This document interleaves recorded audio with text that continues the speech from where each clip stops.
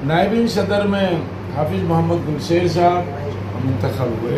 हमने इस तरतीब से उनको तैयार करा रखा, यानी कब कहाँ किस अंदाज में उसको तफसील से देखना चाहेंगे तो वो पेश कर दी जाएगी, इतना मौका नहीं है।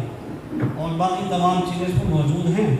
तो ये हम पिछली अपनी कार्रवाई पर हज़रत सदर मोहतरम दामत बरक़ातुहुम और पिछली इंतखाबी कार्रवाई और ये मुख्तसर जो सुनाइए इस पर दस्तखत करा देते हैं और आप हज़रात से इसकी तारीफ चाहते हैं ताकि आगे की कार्रवाई शुरू हुई।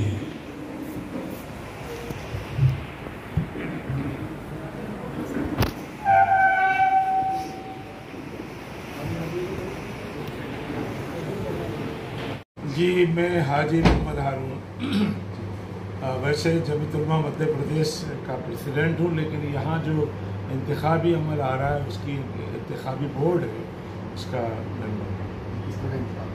देखिए, जमीयत-उलमा हिंद एक दस्तूरी बॉडी है और जमहूरी निज़ाम होता है, तो मुल्क के अंदर हर 3 साल में जमीयत-उलमा हिंद के इंतखाब होते हैं और वो निचली सतह से यानी ब्लॉक, तहसील और ज़िला, फिर उसके जो डिवीज़न है, सूबों है, पूरे मुल्क में अभी इस वक्त जमीयत-उलमा हिंद का इंतखाबी अमल चल रहा है।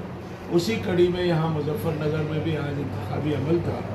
तो अल्हम्दुलिल्लाह उसकी ज़्यादा तफसील न जाते हुए मौलाना जमाल साहब को यहाँ सदर ज़िले का मुंतखब किया गया और मौलाना कारी ज़ाकिर साहब को जो है नाज़िम-ए-नूरी जनरल सेक्रेटरी यहाँ का मुंतखब किया गया और खाजिन के अहदे पर कारी अब्दुल माजिद साहब को मुंतखब किया गया।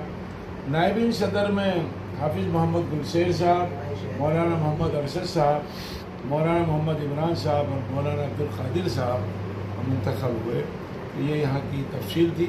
इसी तरह वो आसपास के सब ज़िलों में भी इंतखाबात अमल में आ रहे हैं और मुल्क में अलग अलग ऑब्जर्वर मुकर्रर किए गए हैं, इंतखाबी बोर्ड बनाए गए हैं, वो सब हज़रात वहाँ जा रहे हैं और इंतखाबी अमल हो रहा है।